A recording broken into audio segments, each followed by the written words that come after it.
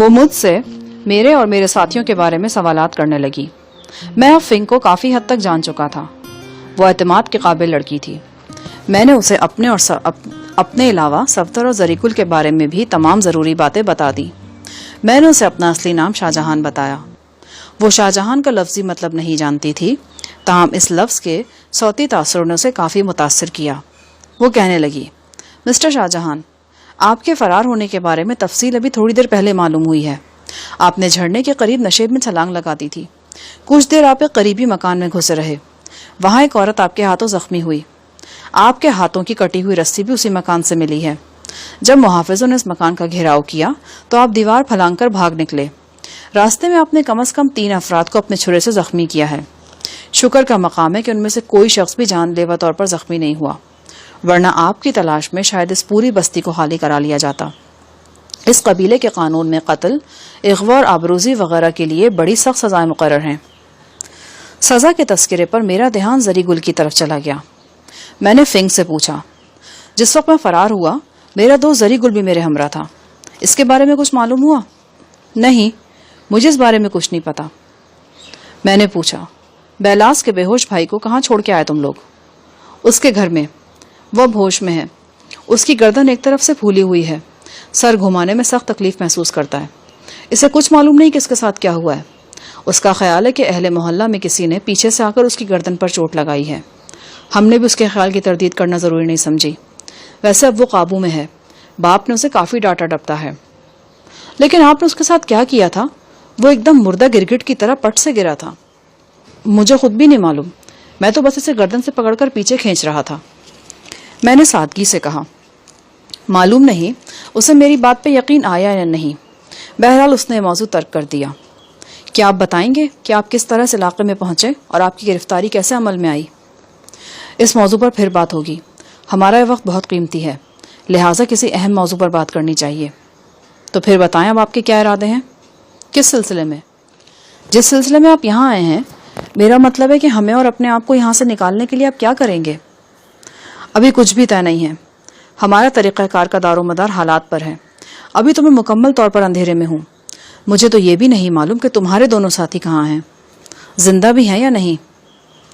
ایک بار پھر فنگ کی آنکھوں میں رنج و الم کے گہرے بادل چھا گئے۔ اس کا چہرہ دیکھ کر ہی مجھے اندازہ ہو گیا کہ اس کے پاس کوئی ناخوشگوار خبر موجود ہے۔ ہماری گرفتاری کے وقت لی وانگ کی ٹانگ میں گولی لگی تھی، اس کی وہ ٹانگ کاٹ دی گئی ہے۔ لی وانگ ابھی تک مقامی شفا خانے میں ہے۔ اور جان چاول؟ میں نے اپنا بے پناہ تجسس چھپاتے ہوئے کہا، وہ بھی مادار کی حیثیت سے یہیں موجود ہے۔ اسی گھر میں؟ نہیں، عبادت گاہ میں ہے۔ عبادت گاہ میں توسیع کا کام ہو رہا ہے، 40-50 مادار وہاں بیگار کرتے ہیں۔ جان بھی وہیں ان میں شامل ہے۔ میں اس مکان کی چھت سے کئی بار اسے دیکھ چکی ہوں، بلکہ یوں کہنا چاہیے کہ روزانہ ہی دیکھتی ہوں۔ ہاں، شاید پچھلے 3-4 روز سے وہ نظر نہیں آیا، شاید اسے کہیں اور بھیج دیا گیا ہے۔ یہ بھی ہو سکتا ہے کہ وہ بیمار ہو۔ میں نے آج انکل ہنری سے کہا ہے کہ وہ مجھے اس بارے میں پتہ کر کے بتائیں۔ بیماری کا خیال مجھے اس وجہ سے آ رہا ہے کہ اس کے گردے میں درد تھا۔ دراصل جب ان لوگوں نے ہمیں پکڑا، لی وانگ اور جان چاول نے سخت مزاحمت کی۔ اسی مزاحمت میں جان چاول کو بھی چوٹیں لگیں۔ اس کی کمر میں اتنی سخت چوٹ لگی کہ اسے پیشاب میں خون آنے لگا اور گردے کا درد شروع ہو گیا۔ دراصل مس فنگ، کیا یہ بہتر نہیں کہ تم شروع سے ساری رودات سناؤ؟ فنگ نے ایک گہری سانس لی۔ نیم تاریکی کی وجہ سے اس کی صورت نظر نہیں آ رہی تھی، لیکن میں اندازہ لگا سکتا تھا کہ وہ اپنے خیالات جمع کر رہی ہے۔ اس سے پہلے کہ وہ بولتی، ایک آواز نے ہم دونوں کو چونکا دیا۔ یہ کسی بھاری آواز والے مرد کی گھن گرج تھی۔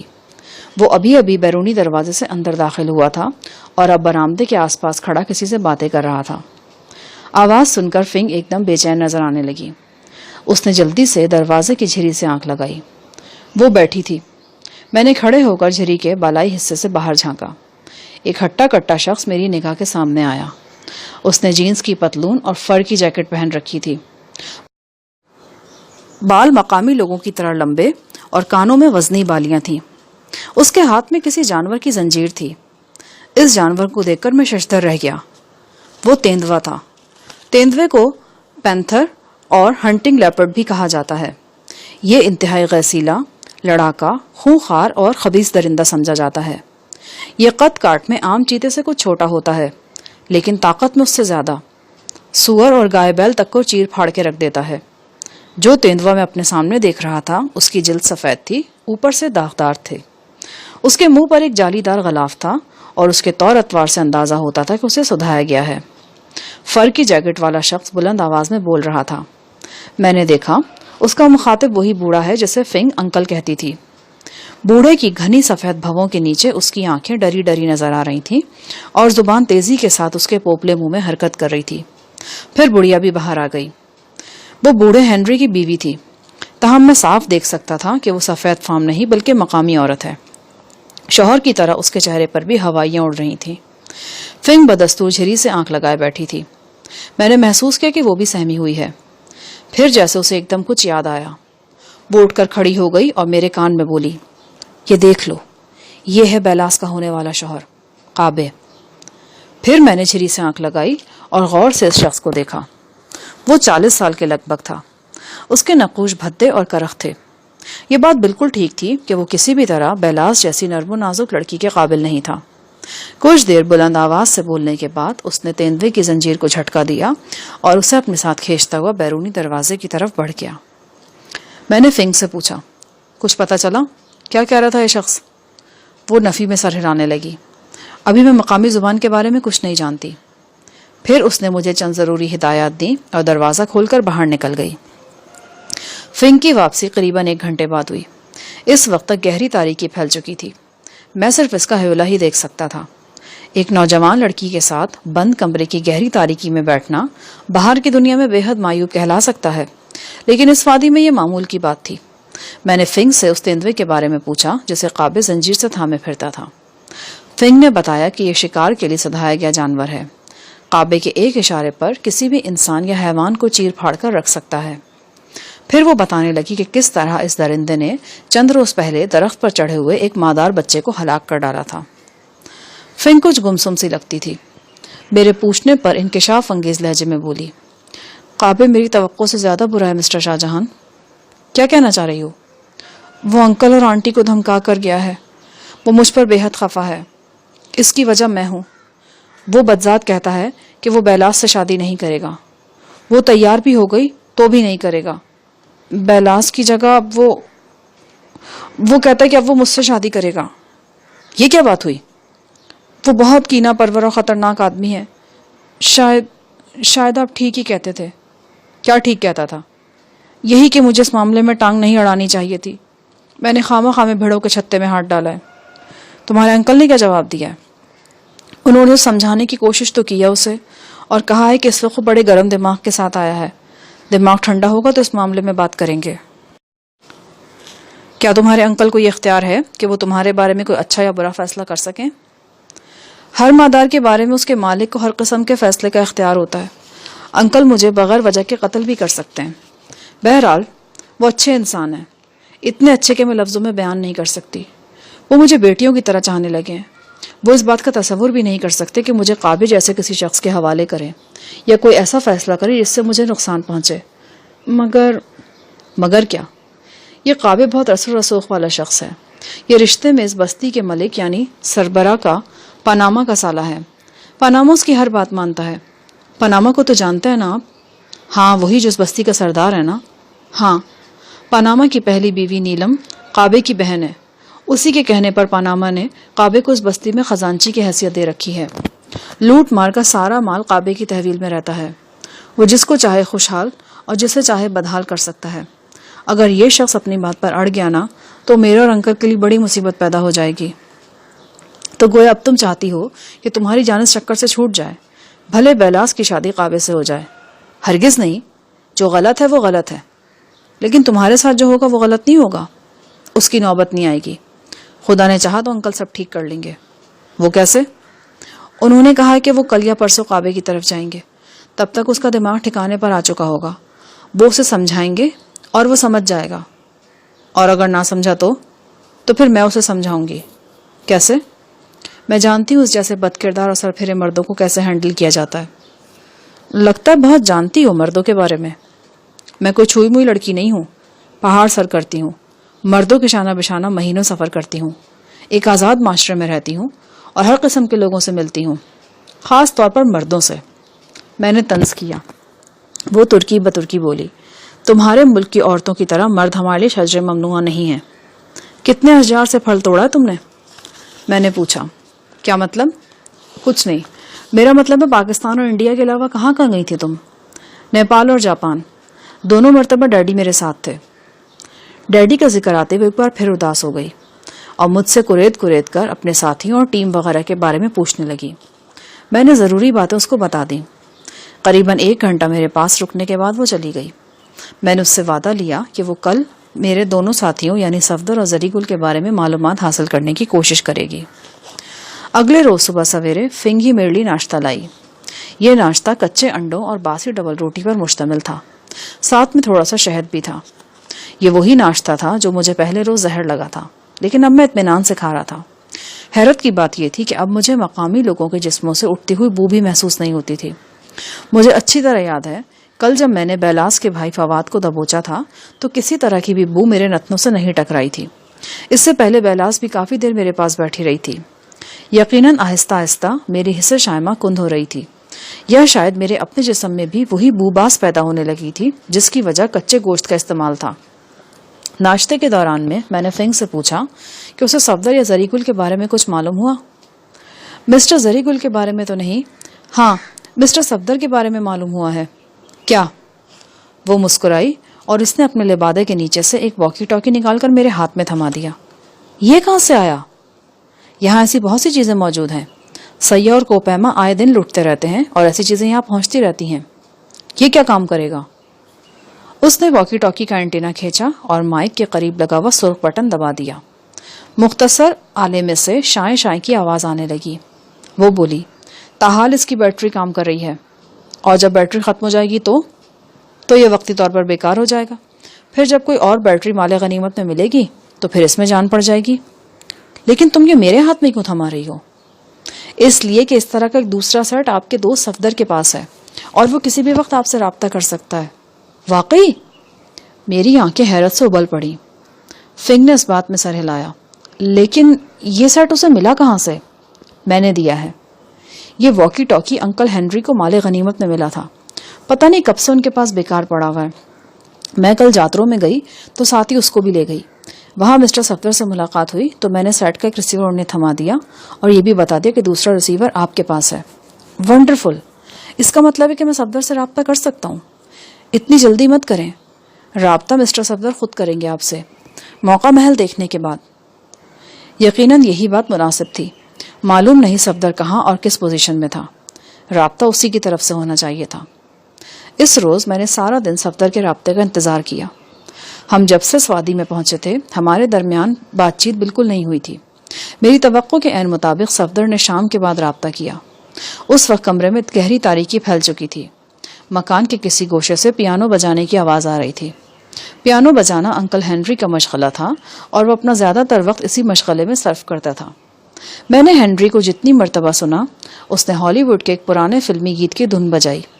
جہاں تک مجھے یاد پڑتا ہے اس گیت کے بول کچھ یوں تھے: گھڑی الٹی نہیں چلے گی, وہ دن رات لوٹ کر نہیں آئیں گے, بچھڑا یار اب نہیں ملے گا.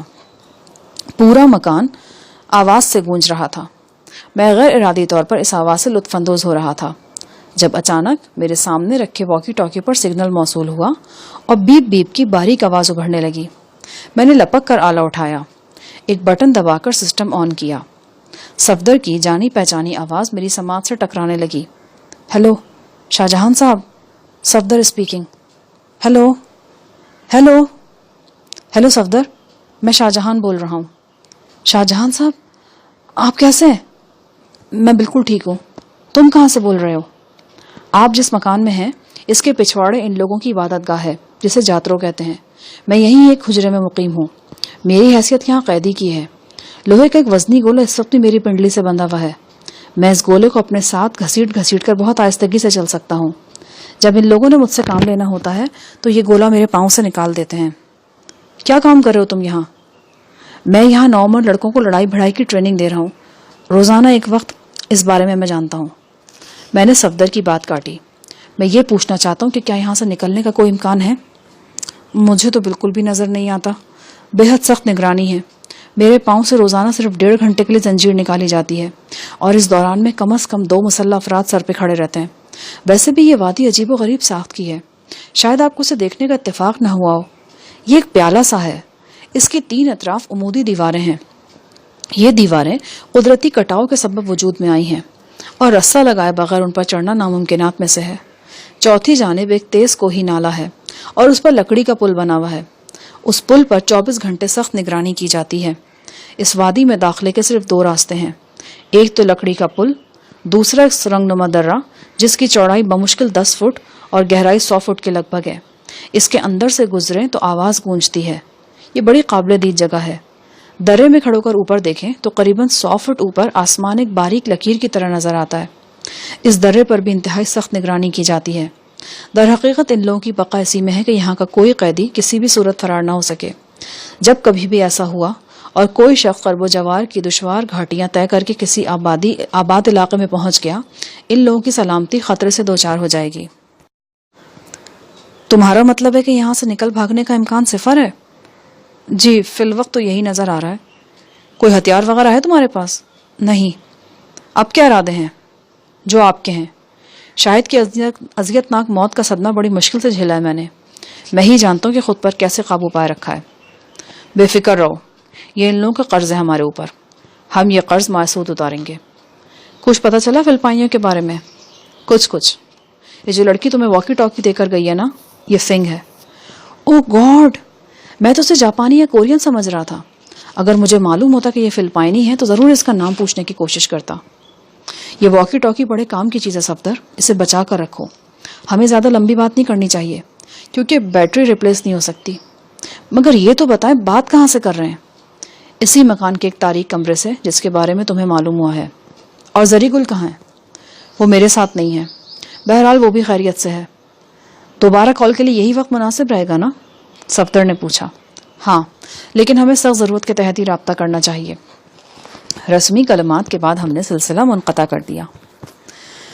اس تاریک کمرے میں نے 4 روز مزید گزار دیے. رات کی گھٹا ٹوپ تاریکی میں اکثر نوابزادی شاہین کی موت کا غم مجھے گھیر لیتا. اس کی مسکراہٹ میرے تن بدن میں انگارے دہکا دیتی. نہ جانے کہ اس کے ساتھ ہی سائیں علی کا خیال بھی میرے ذہن میں آ جاتا.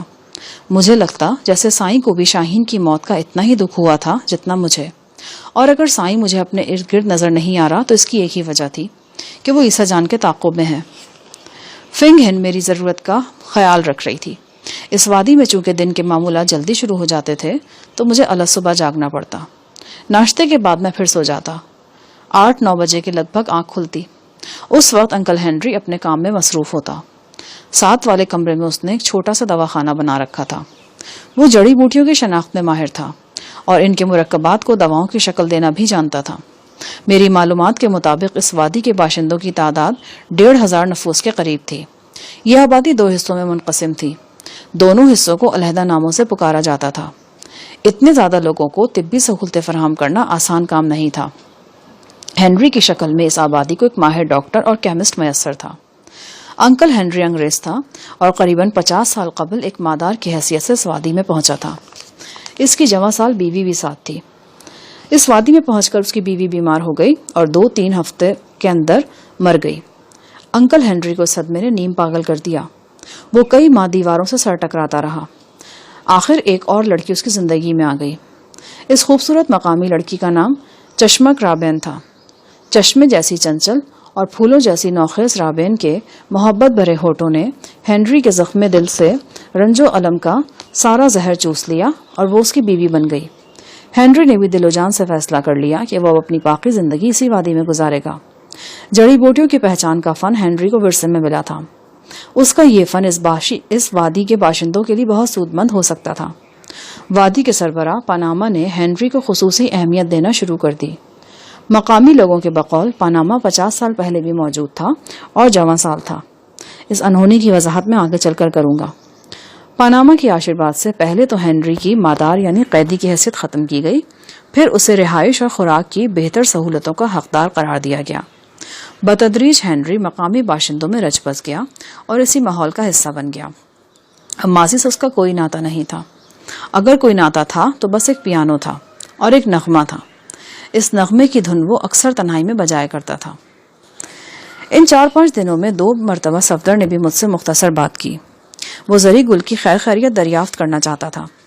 زری گل کے بارے میں مجھے خود بھی معلوم نہیں تھا تو اسے کیا بتاتا. اس کے بارے میں فنگ صرف اتنا جان سکی کہ وہ اپنے سابق مالک خاران کے پاس ہی ہے. ایک روز فنگ بے حد اداس موڈ میں میرے پاس آئی اور اس نے میرے اصرار پر وہ کہا کہ وہی ہوا جس کا ڈر تھا. کیا مطلب؟ وہ منحوس خواب میری جان کو چمٹ گیا ہے. وہ ہر صورت مجھے بیوی بنانا چاہتا ہے. فنگ کی خوبصورت آنکھوں میں آنسو چمکنے لگے. تم نے تو کہا تھا کہ تمہارے انکل. کچھ نہیں ہو سکا, وہ اپنے کیے پر اڑ گیا ہے. میں نے کہا, انکل ہنری کی تو یہاں کافی عزت ہے, وہ کسی اور ذریعے سے اس پر دباؤ ڈلوا سکتے ہیں. دباؤ ڈالنے کا وقت اب گزر گیا ہے. پاناما نے اس شادی کے حق میں فیصلہ دے دیا ہے اور کہا ہے کہ دونوں فریق 1 عشرے کے اندر باہمی رضامندی سے شادی کی تاریخ طے کر لیں. واقعی؟ آپ کے خیال میں کیا میں مذاق کر رہی ہوں؟ انکل ہنری اب کیا کہتے ہیں؟ قابل نے کافی جل فریب دیے ہیں. ان سے کہا ہے کہ وہ مجھے دل و جان سے چاہنے لگا ہے. میں اس کی ضرورت بن گئی ہوں. وہ مجھے بڑی محبت سے رکھے گا اور ہر آسائش مہیا کرے گا. اس نے انکل سے وعدہ کیا ہے کہ وہ میری مادار کی حیثیت ختم کروا دے گا. تمہارا کیا خیال ہے؟ میرا دل تو خوشی سے ناچنے کو چاہ رہا ہے. تمہیں اتنا پریشان ہونے کی کیا ضرورت ہے؟ خود ہی تو کہتی ہو کہ تم کوئی چھوئی موئی لڑکی نہیں ہو. ایک آزاد ماحول میں بھرپور آزادی سے جب پروان چڑھی ہو. ایسے ماحول کی لڑکیاں تو نت تجربات کو پسند کرتی ہیں. میرا مطلب ہے کہ وہ مردوں کے حوالے سے بہت متجسس ہوتی ہیں. تم اسے بھی ایک پرتجسس ایڈونچر ہی سمجھ لو. اوہ پلیز شٹ اپ. اس کا چہرہ شرم سے لال بھبوکا ہو رہا تھا. آج وہ ایک بدلی ہوئی لڑکی نظر آ رہی تھی. اس کی گفتگو اور حرکات و سکنات میں وہ خاص قسم کی بے باکی نہیں تھی جو ماڈرن اور آزاد خیال لڑکیوں کے مزاج کا حصہ ہوتی ہے. اپنی تمام تر اجنبیت کے باوجود وہ آج مجھے ایک مشرقی لڑکی نظر آئی. کیا بات ہے؟ آج تو تم نے بالکل حوصلہ ہار رکھا ہے. میں یہ سب کچھ نہیں کر سکتی, میں اپنی جان دے دوں گی. وہ ایک دم سے پھٹ پڑی. اس کی آنکھوں سے آنسو روا تھے. میں ایسی لڑکی نہیں ہوں. میں نے غلط کہا تھا. میری زندگی میں کوئی مرد نہیں آیا سوائے ایک کے. وہ میرا فرینڈ جان چاول ہے. میں اس سے محبت کرتی ہوں.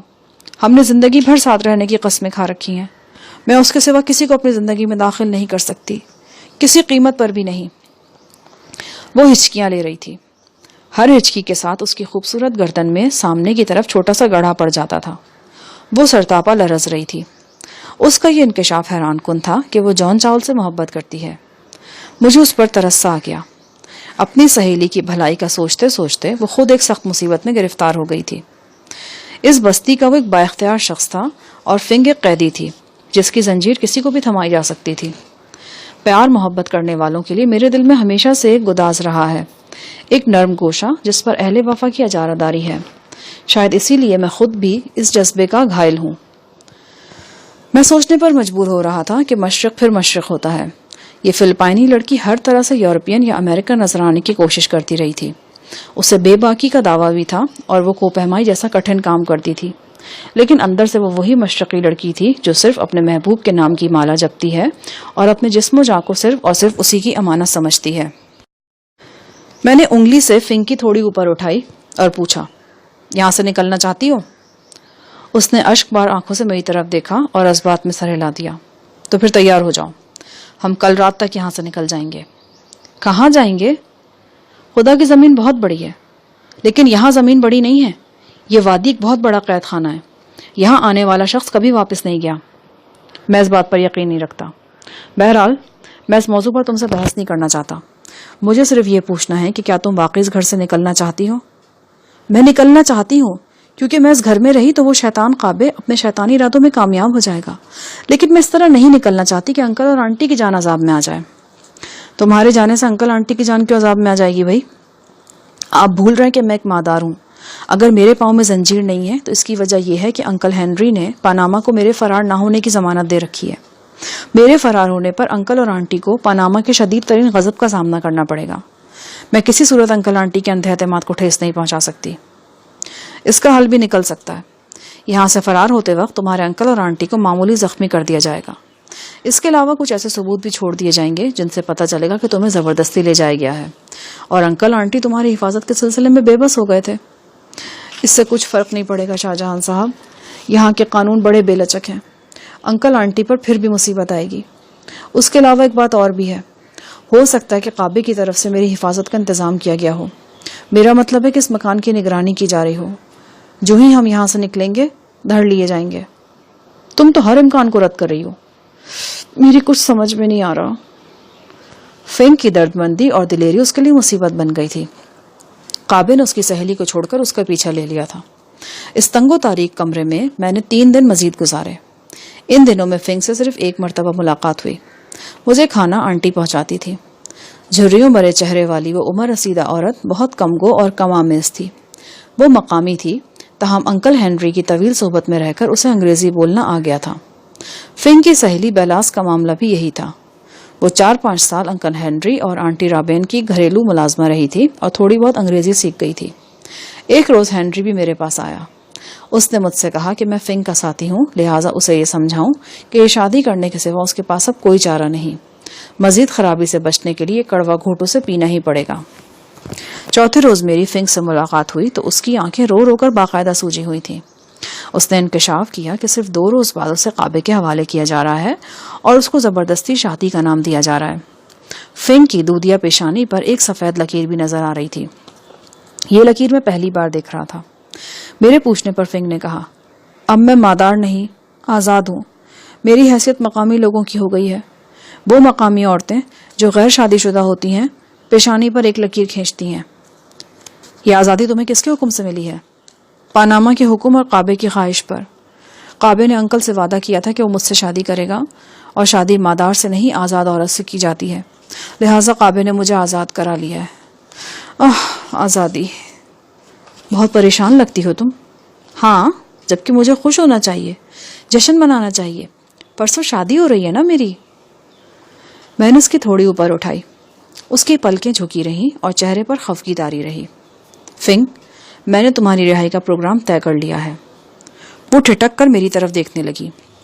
نہ جانے کیوں ان لمحوں میں مجھے وہ ایک سہمی ڈری بچی نظر آ رہی تھی۔ ہاں فنک، تمہیں قابے کے ساتھ رسوا نہیں ہونا پڑے گا۔ میں تمہیں یہاں سے نکال لے جاؤں گا۔ نہیں شاہ جہان، ایسا نہیں ہو سکتا۔ کیوں نہیں ہو سکتا؟ شاید تم ڈرتی ہو کہ انکل اور آنٹی پر مصیبت آئے گی۔ نہیں، انہیں کچھ نہیں ہوگا۔ ہم اس گھر میں کوئی ہلہ گلا نہیں کریں گے۔ ہلہ گلا اس وقت ہوگا جب تم یہ گھر چھوڑ کر قابے کے دولت قدے پر پہنچ جاؤ گی۔ اس وقت تمہاری حفاظت کی ذمہ داری انکل اور آنٹی پر نہیں، قابے پر ہوگی۔ فنک کی بھیگی آنکھوں میں امید کی ہلکی سی چمک نظر آئی۔ کیا آپ یہ کہنا چاہ رہے ہیں کہ قابے کے گھر میں؟ ہاں، تم بس میرے لیے ایک مقامی طرز کا لباس مہیا کر دو۔ سر پر لپیٹنے کے لیے گرم چادر بھی ہونی چاہیے، جیسے بیلاس کے بھائی کے سر پر تھی، بالکل ویسی چادر۔ کل رات کسی وقت تم مجھے یہاں سے نکال دو، اس کے بعد کا سارا معاملہ میں خود سنبھال لوں گا۔ کہیں آپ میرا دل رکھنے کی کوشش تو نہیں کر رہے؟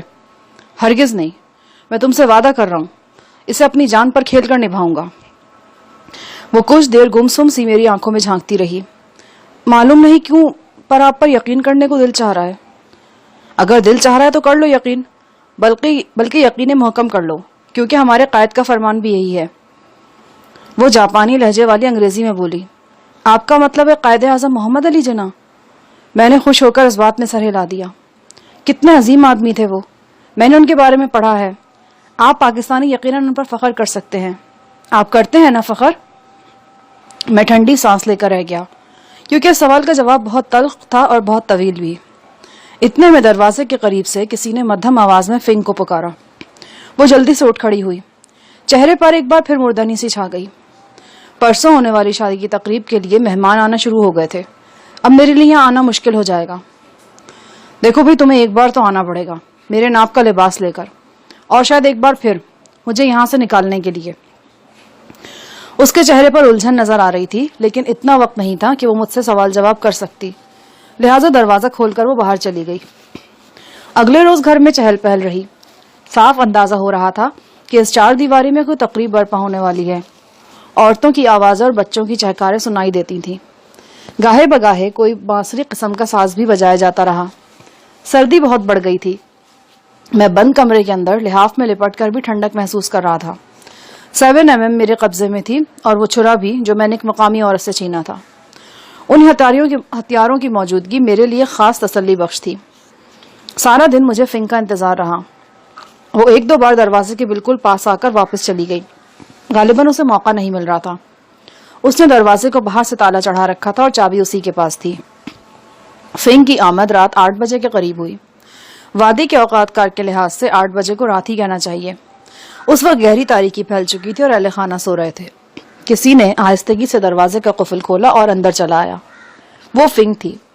میری توقع کے عین مطابق اس کے ہاتھ میں ایک لباس موجود تھا. سمجھداری کا مظاہرہ کرتے ہوئے وہ پٹھانی سٹائل کی ایک چپل بھی لے آئی تھی. میں نے فنگ کی موجودگی میں یہ لباس بدلا. گہری تاریکی میں پردے کی ضرورت نہیں تھی. یہ کسی بلتستانی کا لباس تھا. بہت بڑے گھیر کی شلوار تھی اور فراک نما کرتا. کرتے کے اوپر پہننے کے لیے ایک موٹی صدری بھی تھی. لباس پہننے کے دوران میں فنگ سے کعبے کے ٹھکانے کا اتا پتا بھی پوچھتا جا رہا تھا. آخر آپ کرنا کیا چاہ رہے ہیں؟ وہ بار بار پوچھ رہی تھی. یہ تم مجھ پر چھوڑ دو. بس اتنا یاد رکھو کہ میں تمہاری مدد کو ضرور پہنچ جاؤں گا. پتہ نہیں آپ واقعی پراسرار ہیں یا پراسرار بننے کی کوشش کر رہے ہیں. یہ سب کچھ کل طے ہو جائے گا. آپ کے پاس چھرا ہے نا؟ میں نے ہاں میں جواب دیا. وہ چھرا مجھے دے دیں. کیا کرو گی تم؟ اپنے لباس میں چھپا کر رکھوں گی. اگر آپ کے آنے کا انتظار آئے گا گیا تو اس چھرے سے اب کام لوں گی. کعبے کو مار دوں گی یا خود کو ختم کر لوں گی. خدا نے چاہا تو اس کی نوبت نہیں آئے گی، میں نے پورے یقین سے کہا. اسی وقت تاریکی کی کوکھ سے ایک مدھم آواز ابھرنے لگی. یہ پیانو کی آواز تھی. انکل ہنری رات کے سناٹے میں مدھر سروں کی جوت جگا رہا تھا. ایک عجیب درد بھری مٹھاس تھی اس کی لے میں. میں اور فنگ گمسم سے یہ آواز سن رہے تھے. مجھے لگا کہ فنگ رو رہی ہے. تمہارے فرینڈ جان چال کا کچھ پتہ نہیں چلا؟ نہیں، خبر نہیں کہاں گیا. وہ زندہ بھی ہے یا نہیں. اس کے ہونٹوں سے ایک سسکی نکلی اور تاریکی میں جذب ہو گئی. میں نے ہاتھ بڑھا کر فنگ کا شانہ تھپکا. میرے دوسرے ہاتھ کی گرفت 7 mm کے دستے پر مضبوط ہو چکی تھی. میں فنگ کی مدد کرنے کا پختہ فیصلہ کر چکا تھا. فنگ کی مدد کے مجھے 2 فائدے حاصل ہو سکتے تھے، ایک روحانی اور دوسرا مادی. روحانی یہ کہ میرا ضمیر مطمئن ہوتا کہ میں نے ایک بے بس لڑکی کو مصیبت سے نکالا ہے. مادی یہ کہ فنگ کی مدد کر کے اس کے محبوب جان چاول کی نظروں میں اہم مقام حاصل کر لیتا. اگر میں اور جان چاول ایک دوسرے کے قریب آ جاتے تو بہت سی آسانیاں پیدا ہو جاتی. دفینے کا وہ راز جو جان چاول اپنے سینے میں چھپا کر یہاں لے آیا تھا میری دسترس میں آ جاتا، یا کم از کم اس تک پہنچنا میرے لیے آسان ہو جاتا. اس رات 12 بجے کے لگ بھگ میں بڑی خاموشی کے ساتھ اپنی پناہ گاہ سے نکل آیا. 7 mm اور تیز دھار چھرے کے علاوہ واکی ٹاکی بھی میرے پاس تھا، جس کے ذریعے میں کسی بھی وقت صفدر سے رابطہ کر سکتا تھا. انکل ہنری کے گھر میں اس وقت کم و بیش 1 درجن مہمان موجود تھے. وہ سب خواب خرگوش کے مزے لے رہے تھے. میں بآسانی بیرونی دروازے سے نکلا اور گلی میں آ گیا. سردی اپنے جوبن پر تھی. ہوا جسم کے ننگے حصوں پر برچھی کی طرح لگتی تھی. سناٹے میں کبھی کبھی رکھوالی کے کتوں کی آواز ابھرتی اور پہاڑوں میں گونجنے لگتی. جس جگہ کو فنگ جاترو یعنی عبادت گاہ کا نام دے رہی تھی وہ ایک وسیع 4 دیواری تھی. اس 4 دیواری کے ایک سرے پر 3 بڑے بڑے مستطیل کمرے بنے ہوئے تھے. چاندنی رات میں نے دیکھا کہ ان کمروں نما ہال نما کمروں کے اوپر بیلیں چڑھائی گئی ہیں. چوڑے پتوں والی یہ بیلیں اتنی گھنی تھی کہ عمارت ان میں چھپ کر رہ گئی تھی. اسی 4 دیواری میں صفدر بھی کہیں موجود تھا. ہم بہت قریب ہو جانے کے باوجود بھی بہت دور تھے. میں نے اپنا منہ سرگرم چادر میں یوں لپیٹ رکھا تھا کہ آنکھوں کے سوا جسم کا کوئی حصہ نظر نہیں آتا تھا. 9 انچ لمبے پھل کا چھرا میرے ہاتھ میں تھا اور اسے میں کسی بھی وقت حرکت میں لا سکتا تھا. اس یک بستہ رات کی تاریکی میں میں کسی آسیب کی طرح ان آسیبی بستی کے گلی کوچوں میں گھومتا رہا. 1-2 جگہ متحرک ہولوں سے میرا آمنا سامنا ہوا، لیکن میں کنی کترا کر نکل گیا. فنگ کی بتائی ہوئی نشانیوں کی مدد سے میں وہ مکان ڈھونڈنے میں کامیاب ہو گیا جہاں کعبے رہتا تھا. یہ تنہا مکان اخروٹ اور پرتل کے درختوں تلے ایک ڈھلان پر واقع تھا. اس مکان کے نزدیک ہی ایک سڑک نما راستہ گزرتا تھا. اندازہ ہوتا تھا کہ اس راستے پر گھوڑے دوڑائے جاتے ہیں اور کسی قسم کے چھکڑے بھی چلتے ہیں.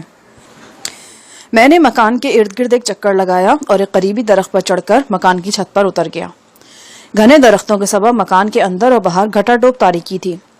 میں چھت سے اترنے والی سیڑھیوں کے ذریعے صحن میں پہنچا. صحن خالی تھا. کسی قریبی کمرے سے ایک عجیب سی غراہٹ بلند ہوئی. یوں لگا کہ کوئی جانور غرایا ہے. اچانک میرے جسم میں سردی کی لہر دوڑ گئی. اس خوفناک تیندوے کا تصور میرے ذہن میں آیا جسے میں نے کعبے کے ساتھ دیکھا تھا. اگر وہ جانور آزاد تھا تو کچھ بھی ہو سکتا تھا. تیز دھار چھرے پر میری گرفت مضبوط ہو گئی. میں نے تاریکی میں آنکھیں پھاڑ کر آواز کا ماخذ دیکھنے کی کوشش کی. آواز صحن کے گوشے میں واقع کمرے سے آ رہی تھی. میں نے ٹٹول کر دیکھا. کمرے کا دروازہ باہر سے مقفل تھا. غالباً جانور نے ایک اجنبی کی بو پالی تھی اور بے قرار ہو گیا تھا. میں دبے قدموں چلتا برآمدے میں پہنچا.